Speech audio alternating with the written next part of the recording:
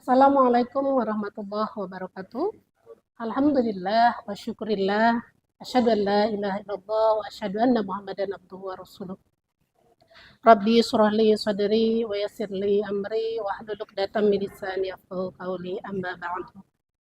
Pertama-tama marilah kita panjatkan puji dan syukur kita kehadirat Allah Subhanahu wa taala yang dimana pada kesempatan hari ini masih memberikan rahmat dan hidayahnya kepada kita semua. Salawat teriring salam bikaulina Allahumma sholli ala Sayyidina Muhammad wa ala ali Sayyidina Muhammad.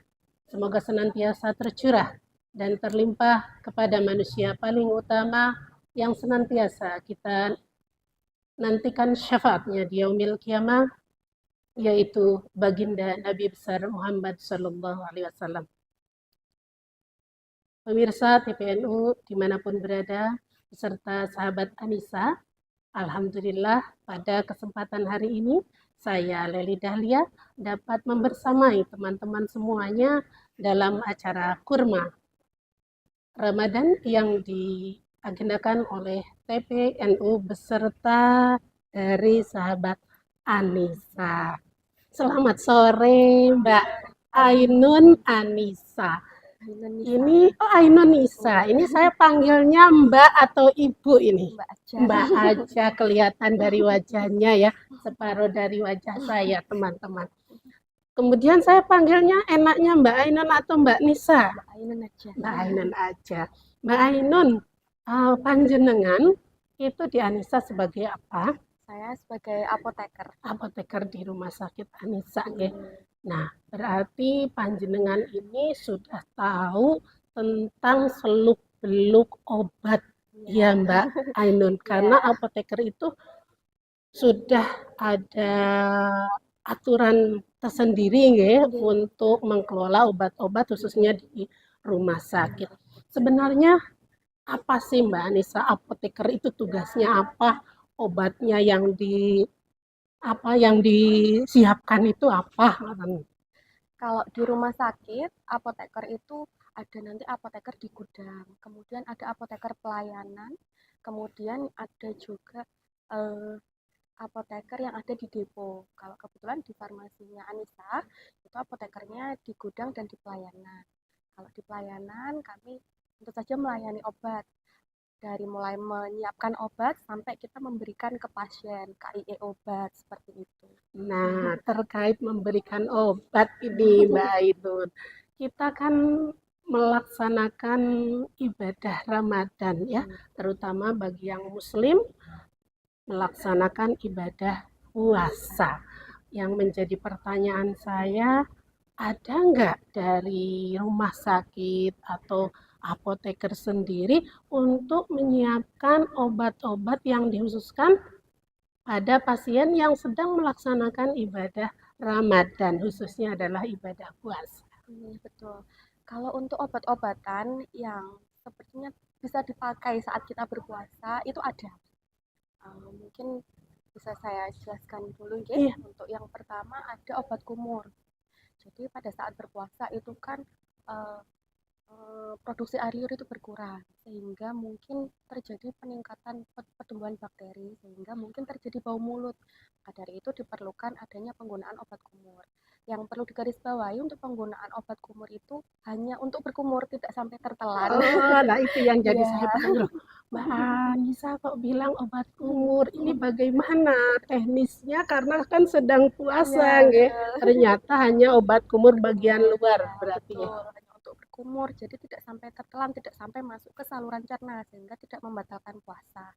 Setelah selesai berkumur dengan obat, bisa berkumur dengan air untuk menghilangkan rasa dan aroma yang ada di mulut. Seperti itu, jadi aman digunakan saat berpuasa. Berpuasa. Jadi, Ada lagi selain itu, Mbak kemudian Anissa? ada obat oles atau Les. obat yang ditempelkan di kulit, seperti salep, krim, puyuk, itu aman juga dipakai.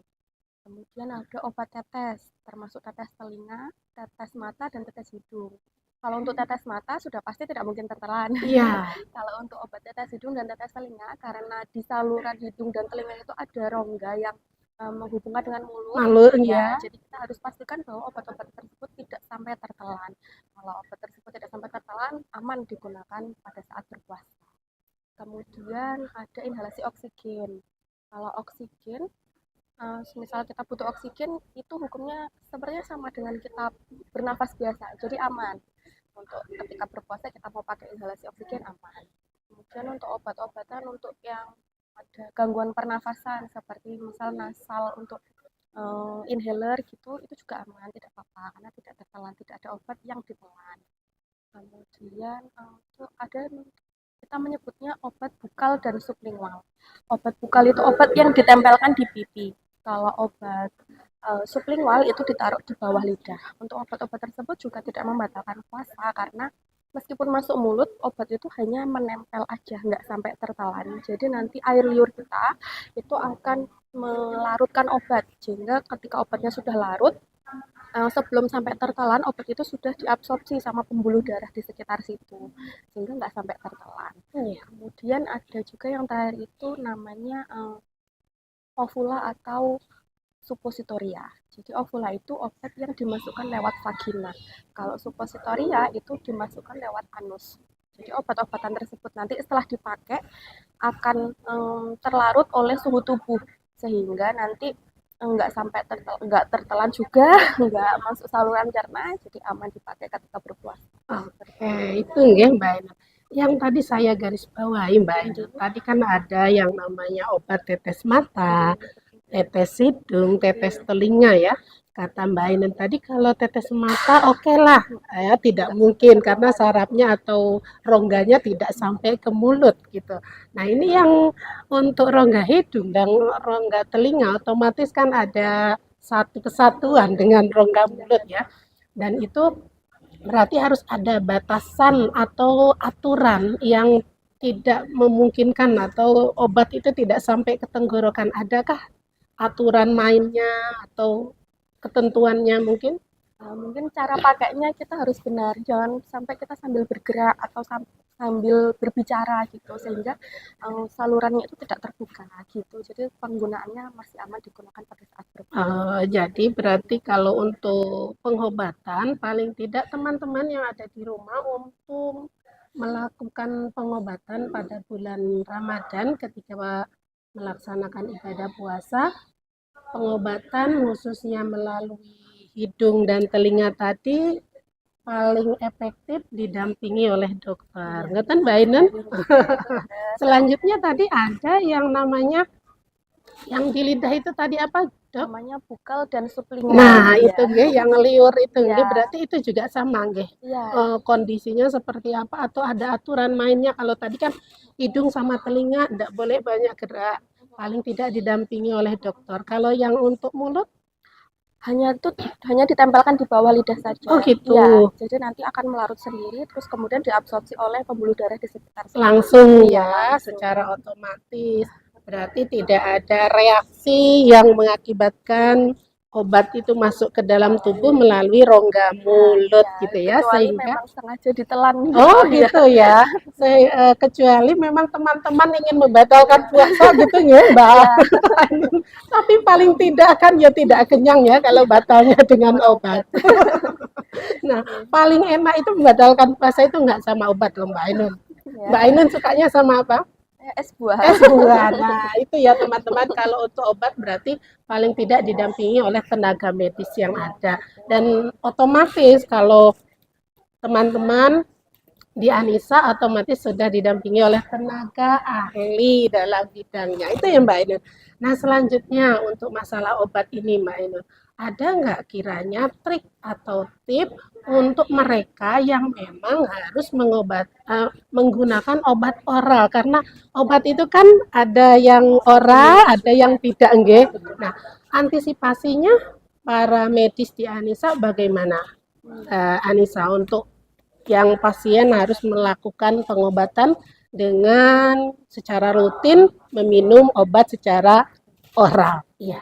Yang pertama kita harus konsultasikan dulu dengan dokter. Apakah memang tubuh kita itu bisa untuk melakukan puasa apa tidak? Apa penyakit kita itu aman enggak kalau kita berpuasa? Kalau memang aman, mungkin kita bisa konsultasikan lagi terkait obat-obatan yang tidak membatalkan puasa seperti tadi. Jika memang harus oral, kita bisa bagi di jam buka. Jadi di jendela makan saat buka di jam 6 sampai jam 4 itu.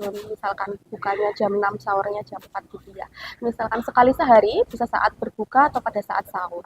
Kalau yang 2 kali sehari bisa saat sahur dan berbuka. Untuk yang 3 kali sehari atau 4 kali sehari kita bisa bagi jamnya. Misal jam 6 sampai jam 4 itu kan 10 jam. Kalau 3 kali sehari berarti dalam 10 jam itu kita bagi menjadi 3 kali. Kalau 4 jam berarti kita bagi menjadi 4 seperti itu. Ini Mbak Ainun yang menarik ya. Iya, Berarti kan jamnya dibalik ya, biasanya betul. siang menjadi malam. Malam. Nah itu kapasitas atau kualitas obatnya bagaimana? Apa ya tetap meskipun dimakan setelah maghrib, kemudian jam tidur, kan itu sudah jam tidur ya, sudah jam istirahat. Sementara yang biasa kan normalnya kita makan pagi, siang, sore, dan ketika mau tidur. Ketika puasa berarti kan jamnya terbalik, setelah buka puasa mau terawih, setelah terawih dan mau sahur. Kapasitas atau kuantitas obatnya seperti apa?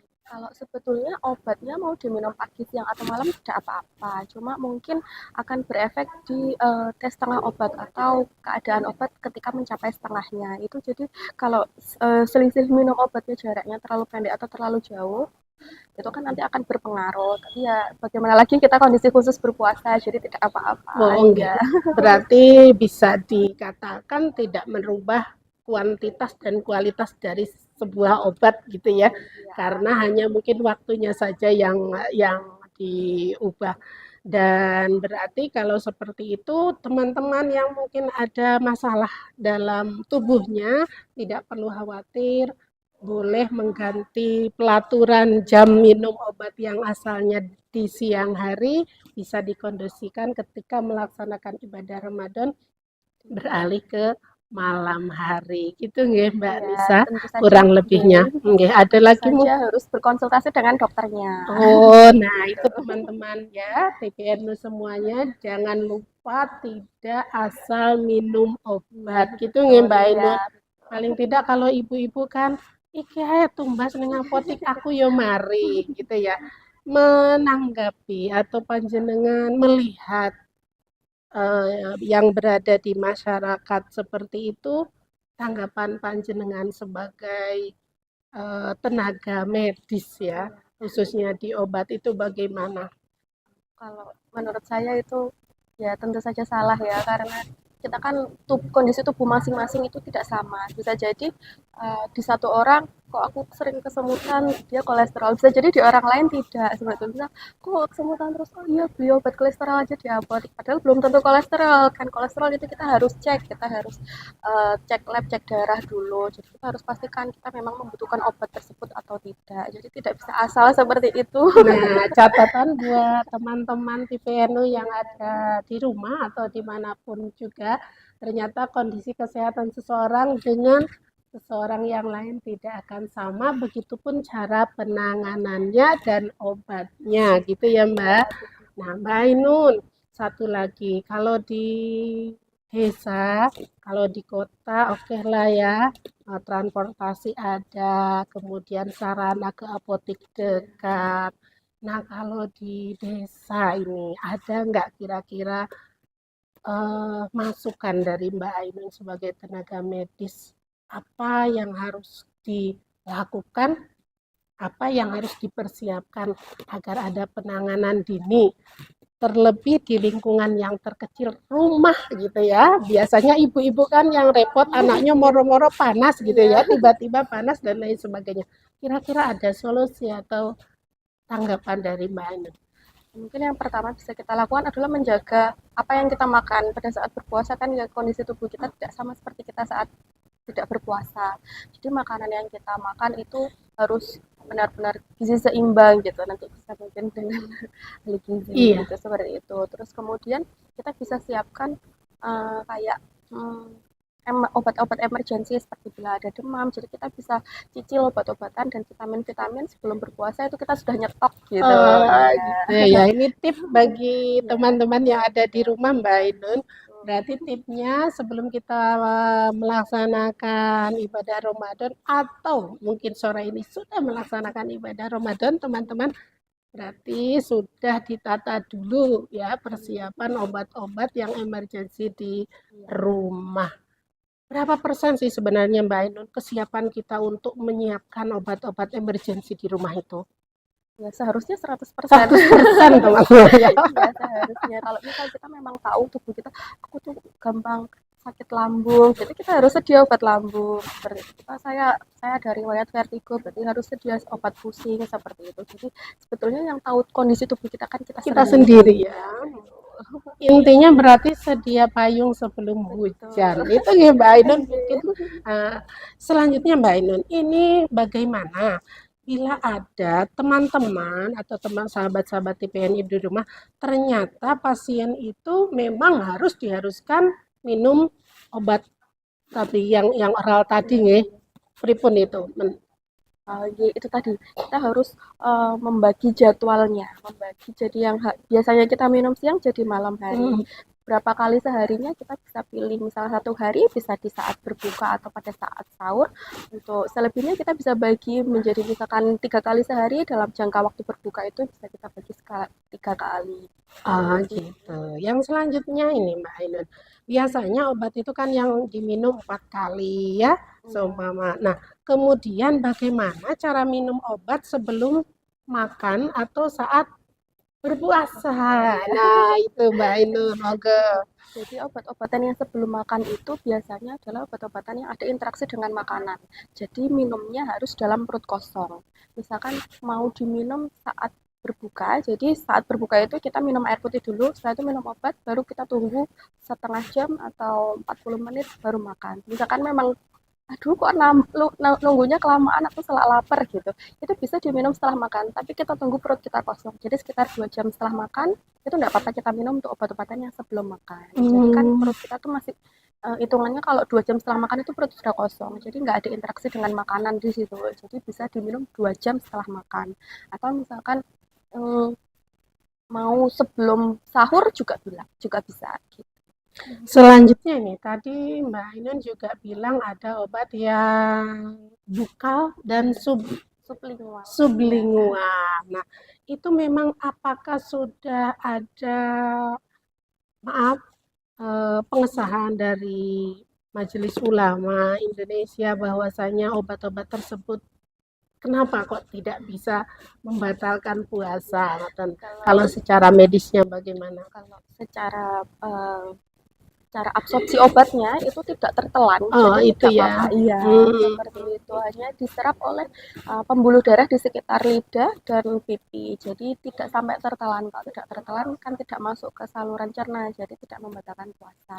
Kalau iya, kalau secara MUI-nya mungkin Oh iya, masih mungkin ada nggih ya, aturan ya. dari sana karena kan di sana sudah tidak masuk ke tenggorokan. Intinya mungkin kan seperti itu ya, Iya. yang membatalkan puasa ketika sesuatu sudah masuk ke rongga tenggorokan. Nah, Mbak Ainun, ini biasanya kalau di desa-desa ini ada ibu-ibu yang sekiranya punya balita atau batita, tiba-tiba ketika sahur atau setelah taraweh badannya panas. Kira-kira mungkin Mbak Ainun ada tips untuk teman-teman sahabat TPNU yang berada di desa bagaimana dan apa yang harus dilakukan? Ya, yang pertama kita memang harus stok sedia obat ya. Ya, obat demam itu yang paling dasar. Bisa ibuprofen atau paracetamol atau metamizol. Kemudian selain obat kita sebetulnya juga harus menyediakan termometer. Karena sebenarnya tubuh manusia itu cuma bisa menahan sampai 40 derajat. Setelah 40 derajat lebih kita harus segera mendapatkan penanganan dari dokter. Jadi termometer itu penting sekali. Kalau sudah lebih 40 kita memang harus langsung bawa ke IGD gitu. Terus kemudian kalau masih di bawah 40 kita mungkin bisa bantu dengan kompres. Ya, kompres Oh, lebih baik air panas. Air tidak panas, hangat. oh gitu. Ya, Nah itu gitu. ya teknik untuk mengompresnya ternyata tidak menggunakan air dingin, Iya, tapi air air hangat. hangat. Iya. Sementara ibu-ibu termasuk saya kalau ngompres pakai air dingin itu Iya, gitu ya. bagaimana Mbak Ainun? Kalau air dingin itu kan dingin ya. Kalau apalagi anak demam itu biasanya dia kedinginan. Kalau kita kasih air dingin itu akan membuat kondisinya semakin buruk. Jadi kalau air hangat itu biasanya nanti akan memproduksi keringat. Jadi ketika produksi keringat suhu tubuh akan menurun. Wah, nah itu ya teman-teman, bagi informasi ilmu dari Mbak Anissa. Ternyata ketika teman-teman ada anaknya atau balitanya sedang demam, diusahakan, bukan diusahakan, Gedok. Ini memang sudah ketentuannya atau gimana? Eh, Ketentuan tubuh secara ya kesehatannya kalau secara harus menggunakan air hangat. Justru keliru kalau kita mengompres anak-anak dengan air dingin. Itu ya, Dok ya. Kemudian, Dok, ketika kan kita sudah mengompres nih ya, mengompres ternyata ketiduran kan dok. Biasanya kan kainnya ya, maaf ya, kainnya masih di kening, kita kan tidak tahu apa yang terjadi. Itu mempengaruhi apa tidak dok pada tubuh? ya tidak kok sebenarnya. Kalau mungkin kalau diberikan terlalu lama mungkin malah basahnya kemana-mana, nanti bajunya tambah basah. Nah itu yang sebenarnya harus diantisipasi. Jadi jangan sampai kemana-mana gitu airnya. Mungkin bisa pakai kompres yang zaman sekarang itu bayi-bayi Ya, flipper baik. itu yang tinggal ditempel itu sebenarnya lebih aman daripada menggunakan air. Takutnya malah kena baju basah tambah masuk angin, aduh. Oh gitu ya dok. Ya. Nah selanjutnya dok, biasanya kalau anak-anak ketika demam itu ada sebagian orang tua, termasuk putra saya yang kecil, itu kalau panas itu malah tidak pakai baju, senangnya tidak berbusana. Apa memang kondisi ketika anak-anak demam atau kita sebagai orang dewasa demam itu memang butuh dingin atau malah kebalikan yang tadi Mbak Ainun bilang justru ketika demam itu jangan dikasih dingin harus dikasih panas gitu. Berarti apa salah kalau ketika kita panas kita buka baju gitu? Sebetulnya memang disarankannya tuh pakai kain yang baju yang pakaiannya tipis aja gitu. Jadi tidak biar tidak ungkep gitu. Sebenarnya eh, biar kalau memang menggigil boleh kita beri selimut tapi nggak usah yang terlalu tebal juga seperti itu. Nah, kembali ke obat tadi dok yang disediakan di paramedis nih. Nah, kalau untuk persiapan obat oral yang tadi kita seumpama ada kejadian yang tidak terduga di rumah, otomatis yang tadi Mbak Ainun sebutkan semuanya adalah obat oral ya, Ya, yang bisa diminum secara langsung. Itu sebenarnya ada nggak dok pelaturan obat yang memang dijual secara umum atau sesuai Mbak Ainun tadi bilang kan kondisi setiap orang berbeda ya atau harus menggunakan memang resep dari dokter gitu perihal obat oral tadi untuk kesiapan kita dalam melaksanakan ibadah puasa. kalau obat sendiri itu ada beberapa macam ya. Ada obat bebas terbatas, obat keras, dan psikotropika narkotika. Kalau obat yang bisa kita beli secara umum, itu ada obat bebas dan obat bebas terbatas. Itu kalau di apotek kita bisa lihat logonya. Kalau biasanya lingkaran hijau itu adalah obat bebas. Untuk obat bebas terbatas itu lingkarannya warna biru.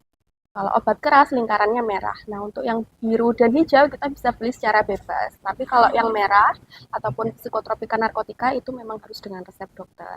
Kalau seperti obat demam, paracetamol, ibuprofen itu logonya biru. Jadi kita bisa beli secara bebas. Seperti itu. Oh gitu ya Mbak Anissa, ini luar biasa sekali karena kita sedang melaksanakan ibadah Ramadan ini suatu bulan yang dimana kedatangannya memang sudah dinantikan. Kalau seperti ini kan teman-teman tidak usah ragu lagi dalam menggunakan obat ya, ataupun teman-teman yang mungkin dalam kondisi melaksanakan ibadah puasa ternyata terserang sakit, dalam kondisi tidak sehat, ternyata memang ada obat-obat yang dikhususkan untuk pasien-pasien yang sedang melaksanakan ibadah puasa. Mbak Ainun, luar biasa sekali perbincangan kita sore hari ini. Saya haturkan banyak terima kasih. Lain kali kita berjumpa atau mungkin setelah hari raya bisa main ke rumah. Ini monggo.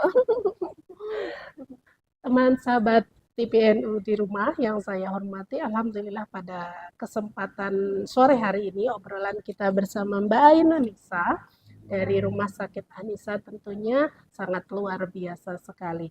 Mudah-mudahan kita semua senantiasa diberikan kesehatan dan keberkahan oleh Allah Subhanahu wa taala sehingga kita dapat melaksanakan ibadah puasa dengan lancar.